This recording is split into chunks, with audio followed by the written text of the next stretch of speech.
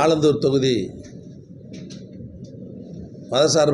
மதசார்பற்ற முற்போக்கு கூட்டணியினுடைய திராவிட முன்னேற்றக் கழக வேட்பாளராக என்னை அறிவித்த எங்களுடைய ஒப்பற்ற தலைவர் மாண்புமிகு தமிழ்நாடு முதலமைச்சர் அவர்களுக்கும், எங்களுடைய இளைய தலைவர் மாண்புமிகு தமிழ்நாடு துணை முதல்வருக்கும் முதலில் என்னுடைய நன்றியை இந்த நேரத்தில் நான் தெரிவித்துக் கொள்கிறேன். இன்றைக்கி இந்த அரசை பொறுத்தவரையிலும், நம்முடைய கழக திமுக அரசை பொறுத்தவரையில் நம்முடைய மாண்புமிகு தமிழ்நாடு முதலமைச்சர் அவர்கள் இன்றைக்கி இந்த 5 ஆண்டுகளில் தமிழ்நாட்டை மிகப்பெரிய ஒரு வளர்ச்சி பாதை கொண்டு சென்ற தலைவராக இன்றைக்கி திகழ்ந்து கொண்டிருக்கிறார். குறிப்பாக ஒரு சமச்சீரான ஒரு வளர்ச்சியை கட்டமைப்பை இன்றைக்கி தமிழ்நாடு முழுவதும் உருவாக்கியிருக்கிறார். பாலங்கள், சாலைகள், அரசு கட்டிடங்கள், மருத்துவமனை, இப்படி மக்களுக்கு தேவையான எல்லா கட்டமைப்பு பணிகளையும் மிகச்சிறப்பாக நிறைவேற்றி மக்கள் மனதில் இடம் பிடித்திருக்கிற முதல்வர் தான் நம்முடைய தலைவர் அவர்கள். அது மட்டும் இல்லை,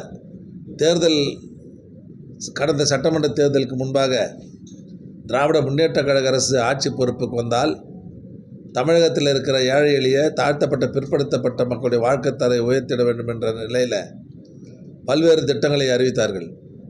அந்த திட்டங்களில் 90% மேல் நிறைவேற்றி அந்த திட்டங்களையெல்லாம் மக்கள் கீழ்மட்டத்தில் இருக்கிற மக்கள் மத்தியிலே கொண்டு போய் சேர்த்திருக்கிற அரசு தான் நம்முடைய அரசு என்பதையும் நான் பெருமையோடு தெரிவித்துக் கொள்கிறேன்.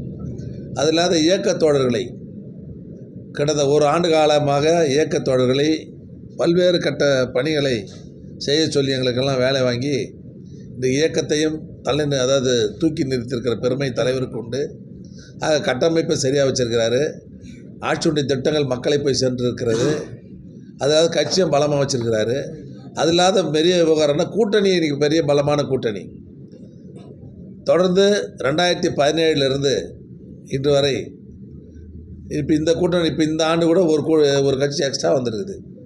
ஆக இன்றைக்கு கூட்டணி பலத்தை கட்டமைப்போடு மிகச்சிறப்பாக வைத்திருக்கிறார். ஆக ஒரு களம் இன்றைக்கி பிரமாதமாக இருக்குது. தமிழ்நாட்டை பொறுத்தவரையிலும் திமுக கூட்டணிக்கு தேர்தல் களம் என்பது ஈஸியாக இருக்கிறது.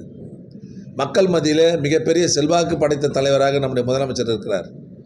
அதனால் மிகப்பெரிய 1971ஆம் ஆண்டு முத்தமிழறிஞர் டாக்டர் கலைஞர் அவர்கள் இதுவரை இல்லாத அளவிற்கு 184 இடங்களை கைப்பற்றி ஆட்சி அமைத்தார். அதுதான் இன்றைக்கி 184 இடம் தான் அதிகமாக இடங்களை பிடிச்சு ஒரு பெயரை பெற்ற தலைவர் கலைஞர் அவர்கள். இப்போ நாங்கள் சொல்கிறோம் கேட்டுங்க, நாங்கள் ஜனங்க மத்தியில் தொடர்ந்து பயணிக்கக்கூடியவர்கள். நாங்கள் இந்த தேர்தலில் நம்முடைய தலைவருடைய இலக்கு 200க்கும் மேற்பட்ட தொகுதிகளை நாங்கள் கைப்பற்றுவோம் என்று தலைவர் ஏற்கனவே சொல்லி வருகிறார். நிச்சயமாக சொல்கிறேன், 200க்கும் மேற்பட்ட இடங்களை திராவிட முன்னேற்ற கழக கூட்டணி கைப்பற்றி தலைவருடைய இலக்கை மிஞ்சக்கூடிய அளவிற்கு மிகப்பெரிய பலத்தோடு ஆட்சி அமைக்கக்கூடிய தலைவராக நம்முடைய தலைவர் விளங்குவார் என்பதில் எந்த சந்தேகமும் இல்லை. அது மட்டும் இல்லை, இன்றைக்கி தலைவர் என்ன சொல்கிறாங்கன்னு சொன்னால், தலைவர் 5 வருஷம் இருப்பார், அப்புறம் இன்னொருத்தர் வந்துடுவாங்கன்னு சொல்கிறாரு. ஆனால் இந்த தேர்தல் இன்றைக்கி ஒன்றா பாருங்கள், நம்முடைய முதலமைச்சர் அவர்கள் 2வது முறையாக தொடர்ந்து ஆட்சி அமைக்கக்கூடிய நிலையை நிச்சயமாக நாங்கள் உருவாக்கி தருவோம், உருவாகும். அந்த அளவுக்கு மக்கள் மத்தியில் இன்றைக்கு மிகச்சிறப்பான ஒரு எழுச்சியை இருக்கிறதுனால போகிற போது மிகப்பெரிய ஒரு எழுச்சி. கிராமங்கள் போனாலும் சரி, நகரங்கள் போனாலும் பொதுமக்கள் மத்தியில் நல்ல எழுச்சி இருக்கிறது. அதனால் நாங்கள் மக்கள் பல்ஸ் எங்களுக்கு தெரியும். ஆக மிகப்பெரிய சக்தி வாய்ந்த ஒரு ஆட்சியை நம்முடைய முதலமைச்சர் அவர்கள் அமைப்பார்கள். அதில் தேர்தல் அறிக்கையில் பார்த்திங்கன்னா பிரமாதமான தேர்தல் அறிக்கை. இப்போ ஏற்கனவே மகளிர் உரிமை தொகை 1000 ரூபாய் கொடுத்துட்டுருக்கிறாரு. 1,31,00,000 குடும்பங்களுக்கு 1000 ரூபாய் கொடுத்து கொண்டிருக்கிறார். அதை நாங்கள் ஆட்சிக்கு வந்தால் 2000 ரூபாய்க்கு தருவேன் என்று வாக்குறுதி தந்திருக்கிறார். அது இல்லாத இன்றைக்கி பார்த்தீங்கன்னு சொன்னால் 8000 ரூபாய் ஒவ்வொரு குடும்பத்திற்கும் அந்த கூப்பனை தருவோம், அவங்க எந்த பொருளை வேணால் வாங்கிக்கலாம் அப்படின்ற மாதிரி சொல்லியிருக்கிறாரு. முதியோர் உதவித்தொகையை உயர்த்தி தருவேன் என்று சொல்லியிருக்கிறார். அதே போல் காலை உணவு குழந்தைகளுக்கு தருகிற திட்டத்தை இன்றைக்கி உருவாக்கம் செய்வோம் என்று ஏற்கனவே 21 லட்சம் குழந்தைகளுக்கு காலை உணவு தருகிறார். இப்போது 8ஆம் வகுப்பு வரை, ஏற்கனவே தொடக்கப்பள்ளி 5வது வகுப்பு வரை தான் இருந்தது, இப்போ 8ஆம் வகுப்பு வரை அந்த காலை உணவு திட்டத்தை விரிவாக்கப்படும் என்று சொல்லி இதில் ஒரு 15 லட்சம் பேர், ஏற்கனவே 21 லட்சம், இப்போ ஒரு 15 லட்சம் குழந்தைகளுக்கு கூடுதலாக உணவு தருவேன் என்று அறிவித்திருக்கிறார். அது மாதிரி நிறைய திட்டங்கள். இன்றைக்கி 35 லட்சம் மாணவர்களுக்கு லேப்டாப் தருவேன் என்று சொல்லியிருக்கிறார். அதாவது இந்த நிதியெல்லாம் முதியோர் உதவித்தொகை உயர்த்தி தருவேன்னு சொல்லியிருக்கிறாரு. அதனால் இந்த தேர்தல் அறிக்கை மக்கள் மத்தியில் அதுவும் ஒரு பெரிய செல்வாக்கு பெற்ற தேர்தல் அறிக்கையாக இருக்கிறது. ஆக இதெல்லாம் பார்த்தீங்கன்னு சொன்னால் தேர்தல் காலத்தில் இனிமேல் கூடுமே தவிர, அந்த பலம் கூடுமே தவிர கொஞ்சம் கூட இறங்காது. இருக்க கூடுமே தவிர பலம். ஆக நாங்கள் 200 தொகுதி இருக்குது, 234 தொகுதி ஜெயித்தாலும் ஆச்சரியப்படுறதுக்கு இல்லை. அந்த அளவுக்கு மக்கள் மத்தியில் ஒரு செல்வாக்கு படைத்த கூட்டணியாக நம்முடைய கூட்டணி இருக்கிறது, தலைவர் இருக்கிறார் என்பதை நான் தெரிவித்துக் கொள்கிறேன். சார், கடந்த 10 வருஷமாக ஆலந்தூரில் நீங்கள் தான் சட்டமன்ற உறுப்பினராக இருக்கீங்க. அங்கே செஞ்ச முக்கிய திட்டங்கள், சாதனைகள்லாம் என்ன சார்? நேற்று நான் இதிலே சொன்னேன், 1-2 சொல்ல முடியாது, எக்கச்சக்கமான திட்டங்கள் செய்திருக்கிறோம். 1700 கோடி ரூபாய் மதிப்பில் பல்வேறு நலத்திட்டங்களை இந்த ஆலந்தூர் தொகுதி மட்டும் நம்ம செய்திருக்கிறோம். குறிப்பாக காலேஜ், கலை கல்லூரி எடுத்து வந்திருக்கிறோம். அதை வந்து ஆரம்பித்தாச்சு. அது கட்டணம் கட்டுறதுக்கு கத்திபாரா பக்கத்தில் 2.5 ஏக்கர் நிலத்தை கையகப்படுத்தி அந்த கட்டணம் கட்டுறதுக்கு கூட 22 கோடி ரூபாய் ஜீவோ வாங்கி கொடுத்துட்டேன். இப்போ தேர்தல் நாள் நின்று போயிடுது, தேர்தலுக்கு பிறகு தொடங்க போகிறாங்க. அதே மாதிரி ஜோன் ஆஃபீஸ் கிடையாது, உடச்சி போட்டாங்க. இப்போ கட்டண வேலை நடந்துருந்தது, போய் பாருங்கள். அது ஒரு 28 கோடி ரூபாய்க்கு இப்போ கட்டட பணிகள் நடைபெறுகிறது. ஹஜ் ஹவுஸ் செட் வந்துருக்குறோம். இங்கே மினி ஸ்டேடியம், மகளிர் தோழி இல்லம். இன்னும் அந்த பக்கம் 10 பஞ்சாயத்தில் போனீங்கன்னா தண்ணி, மழை காலங்களில் தண்ணி வந்தது, ஜனங்களே வாழ முடியாது 2 மாதத்துக்கு. இன்றைக்கி அந்த தண்ணிலாம் அடையாறுக்கு வெளியேற்றுவதற்கு திட்டமிட்டு கால்வாய்கள்லாம் அமைக்கப்பட்டு கிட்டத்தட்ட ஒரு 250 கோடி ரூபாயில் அந்த பணியை செய்திருக்கிறோம். ரேஷன் கடை கட்டி கொடுத்துருக்குறோம். பள்ளி கட்டடங்கள் கிட்டத்தட்ட 20 கோடி ரூபாய்க்கு கிட்டத்தட்ட ஒரு 9 பள்ளிகளுக்கு கட்டடங்கள் கட்டி தந்துருக்கிறோம். இன்னும் நிறைய திட்டங்கள் இருக்குது, ஒரு 30 பக்கம் இருக்குது. கூட்டணி கட்சி ஸ்ட்ராங்காக இருக்குன்னு சொல்கிறீங்க சார். ஆனால் காங்கிரஸ் கட்சியில் அந்த தொகுதி ஒதுக்கீடில் அவங்க தொகுதி ஒதுக்கீடு கொடுத்தாலும் அவங்களுக்கு ஒரு பிரச்சனை இருக்குது, ஒவ்வொரு தொகுதியிலையும் போராட்டம் பண்ணுறாங்க. இதெல்லாம் அந்த வெற்றிக்கு எந்த அளவுக்கு ஒரு இடையூறாக இருக்கும்? 2 நாளைக்கு சங்கடம் இருக்கும்பா, அப்புறம் 3ஆம் நாளைக்கு எல்லாம் இறங்கி வேலை பார்ப்பாங்கப்பா. உங்களுக்கு தெரிஞ்சு தானேப்பா, தொகுதி கிடைக்காதவங்க 2 நாளைக்கு சுணக்கமாக இருப்பாங்க. திமுகவில் பொதுவாக எந்த கட்சியிலும் அந்தந்த கட்சியில் 2 நாளைக்கு சங்கடங்கள் இருக்கும். அதுக்கப்புறம் ஆட்டோமேட்டிக்காக போய் அந்த வேட்பாளர், புது வேட்பாளர் போய் அவங்க வீட்டாண்ட போய் உட்காந்து ஒரு சால்வ் போட்டோம்னா ஆட்டோமேட்டிக்காக அட்ஜஸ்ட் பண்ணி வந்துடுவாங்க. எஸ்ஆர் ராஜா பிரச்சாரத்துக்கு வரல அப்படின்னு ஒரு குற்றச்சாட்டு இன்னைக்கு வந்துட்டாரு, நீங்களும் பேச்சுவார்த்தை இன்னைக்கு வந்துட்டாரு, மனு தாக்கல் பண்ணி போயிட்டு இருக்காரு. அந்த பிரச்சனைக்கான காரணம் என்ன வருது? அப்படிதான்ப்பா இருக்கும். இப்போ ஒருத்தருக்கு சீட்டு கிடச்சிட்டு ஒருத்தருக்கு கிடைக்கலன்னா வருத்தமாக தான் இருக்கும். 2 நாளைக்கு இருப்பார்.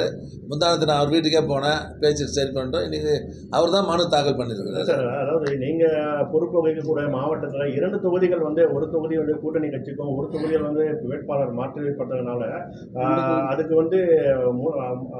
காரணமாக இருக்கக்கூடிய நீங்கள்ன்ற மாதிரி ஒரு பரப்புரை மேற்கொண்டு அப்படி ஒருத்தர் 2 பேர் எங்களுக்கு ஆவாதம் சொல்ல தான் செய்வாங்க. அதெல்லாம் எடுபடுமா?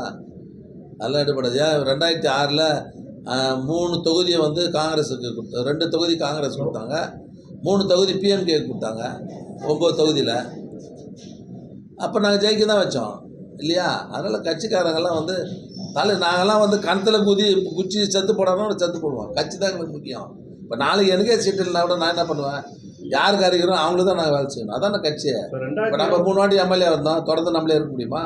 அடுத்த ஒரு ஆளுக்கு ஒன்றும் இல்லை. 2021 தேர்தலில் 0.5% கூட தேமுதிக வாக்கு வாங்க இப்போ திமுக கூட்டணியில் இருக்குது. இதனால் பார்த்தீங்கன்னா காங்கிரஸ் வருத்தத்தில் இருக்குன்னு சொல்கிற எடப்பாடி பழனிசாமி பரப்புரையில் பேசியிருக்காரு. எடப்பாடி பழனிசாமியோட தப்பாக பேசுறதே பேச்சுங்கிறார். அவர் ஆரம்பத்தில் என்ன பேசினாரோ அதை தான் கட்சியிலேயே கடன் அதிகமாக வகிச்சிட்டாருன்றார். கஞ்சா அதிகமாகி போச்சுன்னா, கஞ்சா யாரால் ஆட்சி அதிகமாச்சு? யார் ஆட்சியில் சொல்லுங்கள் நீங்களே. அதுக்கு முன்னே குட்கா அந்த கேஸ்லாம் போட்டாங்கல்ல, அவங்க ஆட்சியில் தான் இருந்தது.